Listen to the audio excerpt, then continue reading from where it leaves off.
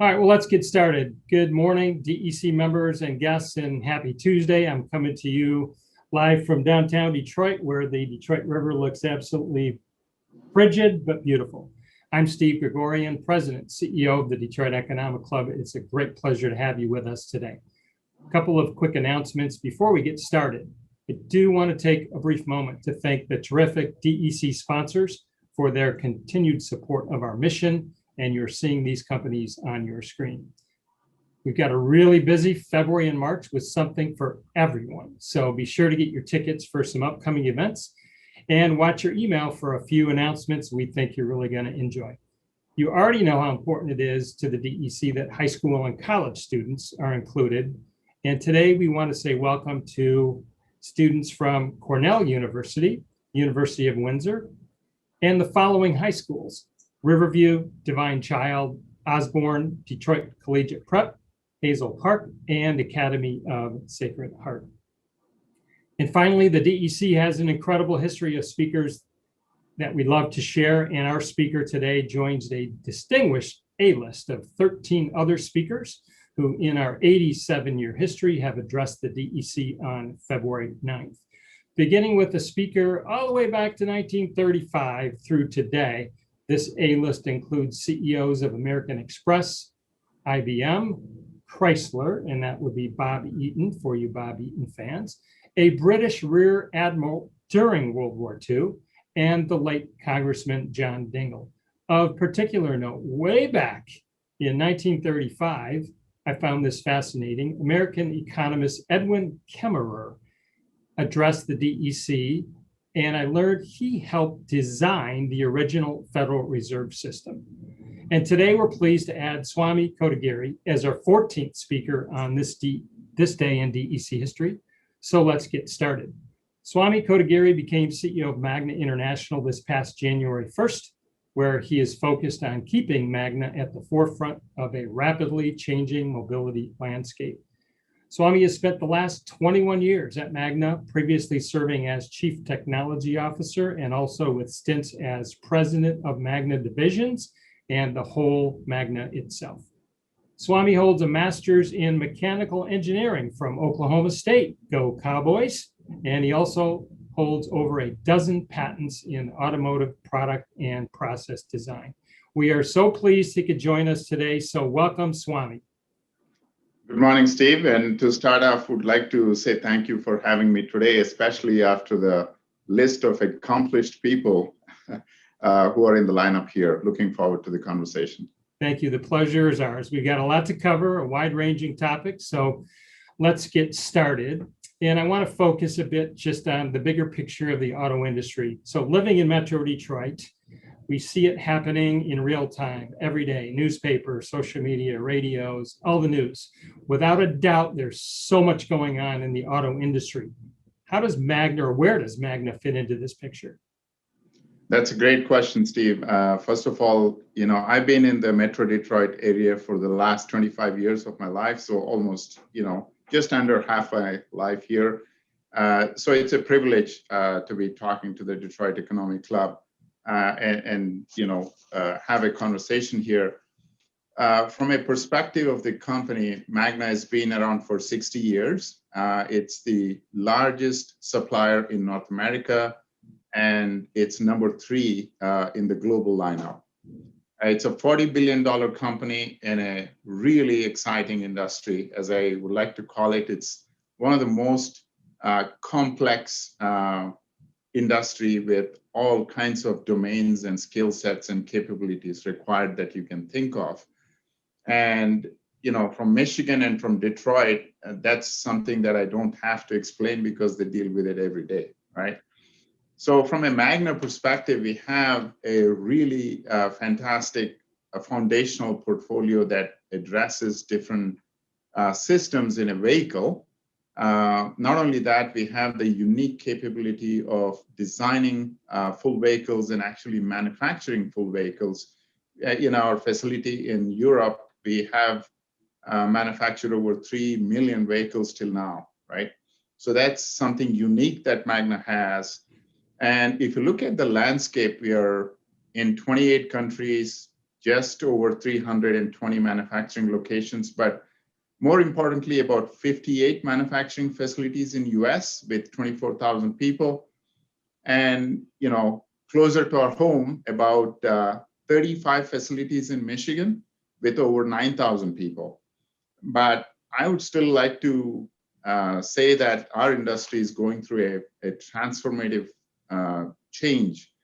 And to be in exciting times like this with the financial stability and the balance sheet that we have and the broad portfolio that we have, I would like to consider Magna as a $40 billion startup in a $3 trillion industry. So a long ways to go. Got a lot of traveling to do once it's safe to travel to visit all of your sites. So good luck to you on that. I mentioned in my intro, you've been at Magna for 21 years and you just took over as CEO 6 weeks ago. Tell us how you're feeling taking over as CEO and what are your vision and priorities for the company at this point? First of all, I think it's a great privilege to have the chance and ability to lead a company that you grew up in, right? And a lot of kudos to my predecessor, Don Walker, who helped through the transition and made it so easy. So it's humbling. It's a privilege to be leading a company in such exciting times in the industry right now. One of the key things is to leverage the foundation that we have built, the great culture, the entrepreneurial spirit, the decentralized nature of the company, where all employees, take the initiative to come to work and, have that can-do attitude going forward. So I feel fortunate to be leading a team and a company like that. The key things is how do we build on the foundation that we have for future growth and development in a rapid and continuously evolving industry, as I talked about. We should continue to offer great jobs with happy employees, and we continue to deliver innovation and become indispensable to the customers, and obviously create shareholder value. That's one of the key things, in the business side of things. I think from what I see, our industry is really enabled economy in many ways, right? I always like to take the example, if you go back, 50, 100 years, your economic well-being and your opportunities are kind of limited by how far you can go and how easily you can go and how efficiently you can go, right? It would have been difficult for somebody to say, I'm going to go to my office or the job, 50, 60 miles away, right? But now it's taken for granted. And it's the same thing in terms of, movement of goods, right? That has changed the agrarian economy and how we transport and what's available. We have access to things from various parts of the country that are not even seasonal, right? And all this is because of, how we are able to move very efficiently, very economically. So I always like to take a step back and see we are part of this great domain called transportation and automotive, right? So I would like to say, if we can take a step further, that would be phenomenal. So my vision is how do we advance mobility for everyone and everything while shaping a better future for all. I would say that's the vision and objective for Magna.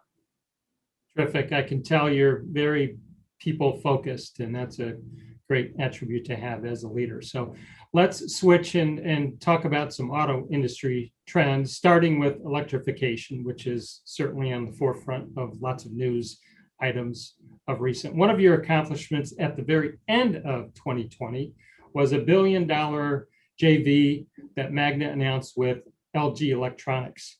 What's Magna's strategy here, and what does this transition to electrification look like for Magna? Electrification is driven by call it the secular trend of trying to make our planet better for the future generation, right? How do we address the climate crisis that we have?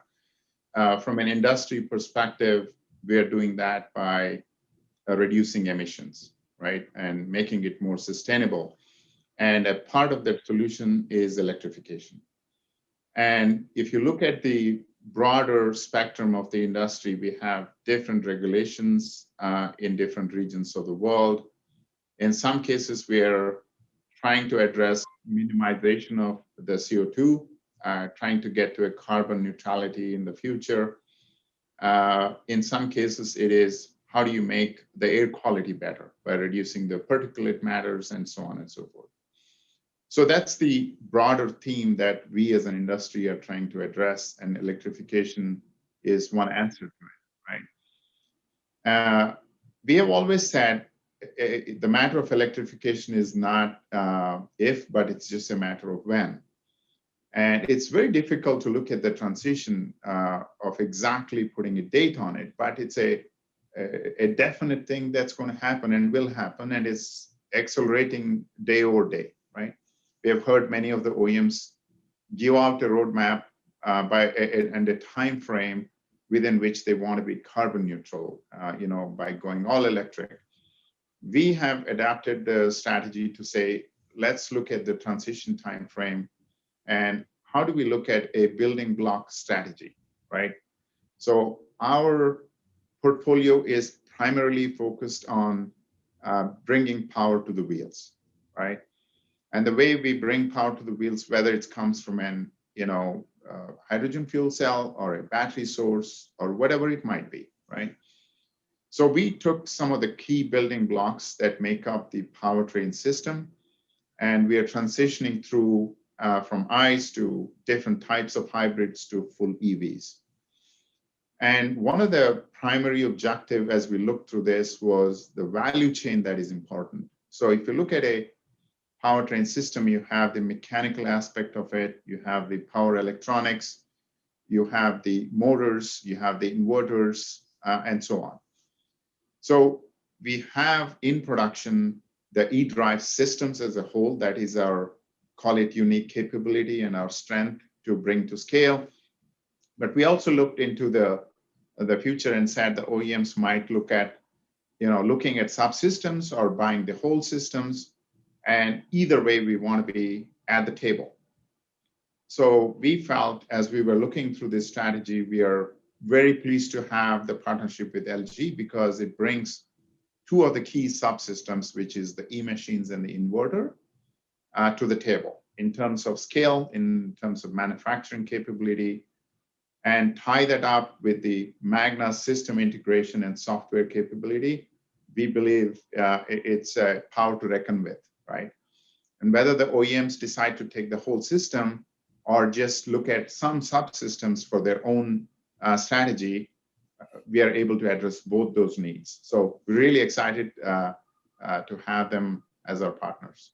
That's great. Well, you just talked about that partnership, and investing in startups, partnerships, and JVs is now clearly a large part of your strategy. Let's dig a little bit deeper. When you're entering into those types of partnerships, what are you looking for when you're identifying attractive opportunities for Magna?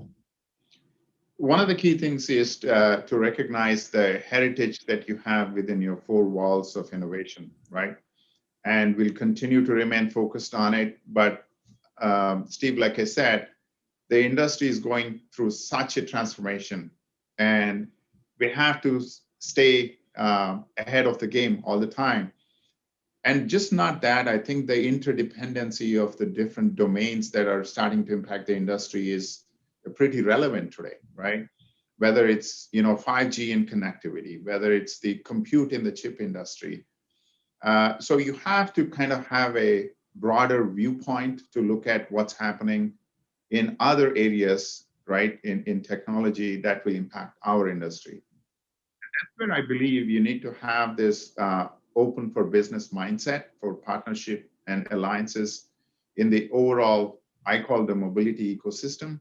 So we have our strengths, we have our heritage, and we continue to build on it. But how do we bring all of this together so we have the, I would call it the capital and economic efficiency, right? So rather than everybody spend and reinvent the wheel, how do we leverage and still have the differentiation that we need as a company? So I think that will be very important. We'll continue to define the challenges and the problem statements that our industry is facing and see what's the best way to get to scale in the most economical way possible, right? And bring to market as quickly as possible too. Thanks, Swami. I want to shift gears and spend a couple minutes on automated driving.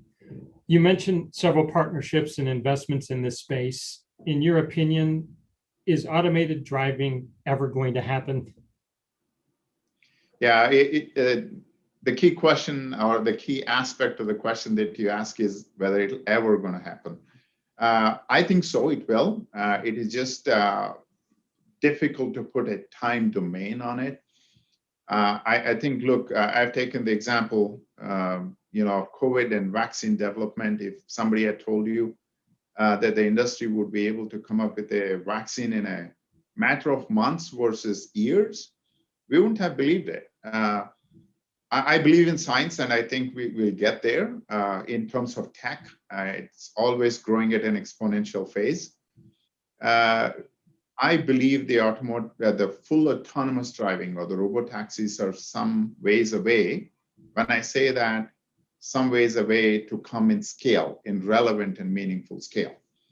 But meanwhile, there is a proliferation of ADAS, which is assisted driving features, whether it's lane keep or lane assist, even a step further in, highway chauffeur, we call it super cruise in different names, right? Autopilot, maybe valet parking, and so on and so forth. I believe there will be a significant incremental, almost exponential take rate coming because it really makes your driving safer, more pleasurable, right? You want to do things the way you want to, but sitting in a congested conditions, you might want to take driving more as utilitarian than as a pleasure. So in this transition phase, that is a significant opportunity to be had. And we are putting a lot of focus on that. And if you look at, the algorithms, the software, the features, there is 2 or 3 elements that need to come together. One is the entire sensor suite, which is the cameras and the radar and the LiDAR and the ultrasonic sensors, and the fusion, how all of these things work together. And as you get this data, how do you compute, which is what we call the compute systems, right? All of this together, put together in a system, ultimately give what the consumer sees, which is really the feature, the lane keep assist or, the lane centering or, adaptive cruise control and so on. The consumer really doesn't care how it's done, right? They're just looking for a reliable function and feature. So that's where our focus is. We as a company are able to have all these building blocks. We are doing it in pieces, as well as providing the entire system. Recently, we talked about, providing this entire system and the feature suite for Fisker, right?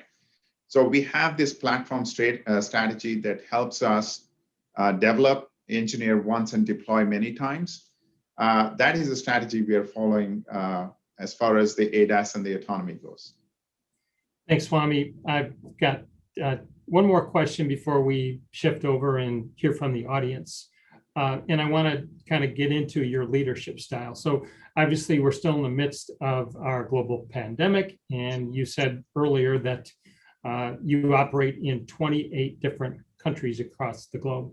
I also understand you led the COVID-19 task force for Magna from the very beginning. So can you please share with us some of the lessons you and the team learned, both from a business operation standpoint that perhaps you'll leverage moving forward, as well as any personal insights you learned from leading through this type of crisis? COVID-19 was a black swan event, Steve, as you know, right? Nobody could have prepared for it.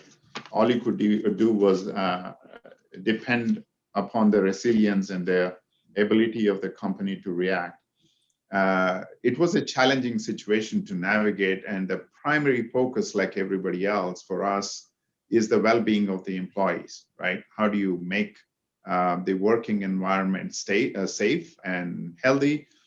And it was really reassuring when we heard from some of the employees that when I come to work, I actually feel safer because of the protocols and everything that is in place. I'm really proud to say that our company and the employees have responded in a very phenomenal way and showed the resilience that was needed and the can-do attitude that I talk about, which is so fundamental to our culture. And we continue to build on that. We had the Smart Start playbook, and we were able to implement that not only in our facilities, but share that with our tiered suppliers on a larger scale with the industry. We did our little bit, or could do our little bit, because of, again, our employee base, from PPE supply and donations and so on and so forth. So really a proud moment from that perspective. If you look at it, one of the key things that came really to the surface was our decentralized nature. We had this standardized approach to come to a very high level and decide on the framework of what we're going to do. But every division, because of the culture we had, was very agile in implementing it very quickly. So it felt like a fleet of 360 startups that were doing with the agility that was needed. And we did it across China, starting with China, rolling into Europe, rolling into North America. So communication was extremely important, right? Over communicate, just so that we are all on the same page all the time. Share the learnings. As China came up, took the learnings from there. We did a little better in Europe, learned from there, continue to improve, right?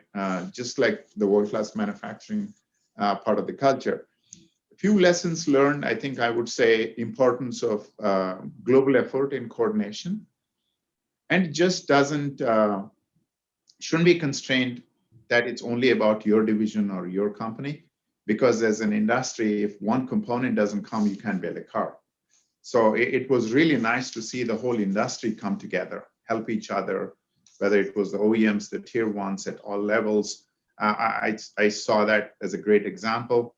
Again, with the complexity that we have in our industry, the way we were able to restart and, touch wood, the way we are continuing to progress and keep the economy going is phenomenal. So I'm really proud to say that I think automotive industry has been an example to follow, right, with the deep value chains and what we have going in terms of logistics complexity. So, great feeling there.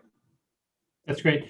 We've got a few minutes left, and I promised the members we'd get to some of their questions, Swami. So we had some emailed in by ticket holders, and I want to start with this one from David, DEC member David. Much like how Google dominates search engines today, in your opinion, is autonomous driving set up to be a winner take all? Why or why not? To be honest, a difficult question to gaze through the crystal ball and give an answer, but I think data is going to play a big role for sure.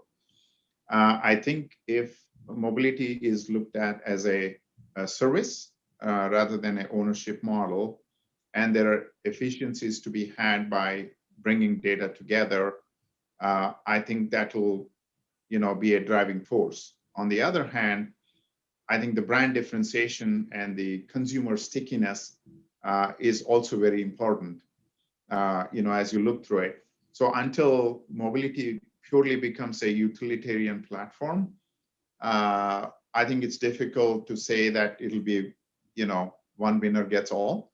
I think it's a emerging model to see how important is the data versus mobility as a service, and also the consumer want still to have some form of personalization, right? It's something to be seen, Steve, not a definitive answer yet. Thanks, Swami. DEC member Lisa asked a question about General Motors. They recently announced, I think last week, by 2035, all of its vehicles will be electric.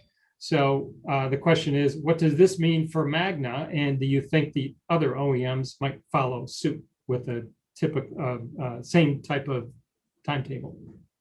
Great question, Lisa. And I think if you look at it, like I said, electrification has been a secular trend, right? It was just a matter of time. So from the perspective of Magna strategy, like I said, we've always looked at the building block strategy.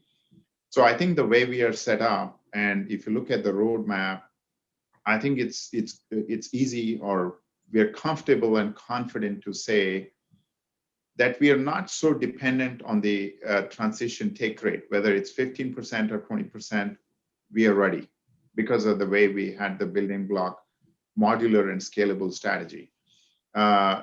Some parts of the Magna portfolio are a little bit agnostic to electrification. And what I mean by that, you're going to have seats and you're going to have the body and the chassis system. It might change in the type of the material and the design, but you're still going to have some structure, and we continue to evolve on that. But we're definitely very excited about the opportunities we have in electrification for powertrain and other systems that we believe we can add feature functionality even more. So it's a great opportunity for us. Thank you. I'm going to switch over to the live chat, and DEC member JR wants to know about something else that's been in the news of late. How's the current semiconductor chip shortage affecting Magna?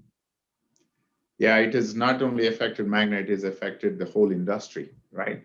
And this goes back to what I talked at the beginning, is the interdependency of various domains, right? If you had asked, 20, 30 years ago, if the chip industry could stop the whole automotive industry, we wouldn't have guessed it, but here we are. I think the industry has come together. There is a lot of discussion on looking at the time period and the visibility that you have to give maybe to the supply chain to better manage the ebb and flow of the demands. And this has become a problem because of what happened in the first quarter during the COVID crisis, and the whole industry almost shut down, and then we started back up. So I think that's what created the challenge. Again, Steve, to your question, that's another lesson learned. How do we look at demands and the ebb and flow of the seasonality of things to come? Definitely affected us, and I think from what we know today, it's going to remain a challenge at least for the next, the first half of the year. But again, not significant impact yet, but it's going to be for the rest of the year something to be closely watching, monitoring, and tracking. And Swami, I'm going to end with one final question. We know that one of your previous roles at Magna was Chief Technology Officer, and Andrew asks a question about as the automotive sector rapidly converges with technology, can you describe the challenges in accelerating the pace of innovation, examples, software-based systems, new ecosystems, et cetera? How do you manage that? Yeah, I think, I always said, the engineering mindset for all the audience who are coming from universities and high schools is, I like to say you have to think in systems, right? You have to take a big problem, deconstruct it to smaller pieces, solve each of the piece, and bring it back together. In simple way, that's the systems thinking. And ability to see the structure in the abstract. What I mean by that is there is changes happening in connectivity in 5G. There's changes happening in compute systems and so on and so forth. And the huge impact of software on automotive. We got to look at each one of these and try to say, what is the possible system effect that we can have? And what is it that I can do? And what is it that I can partner with?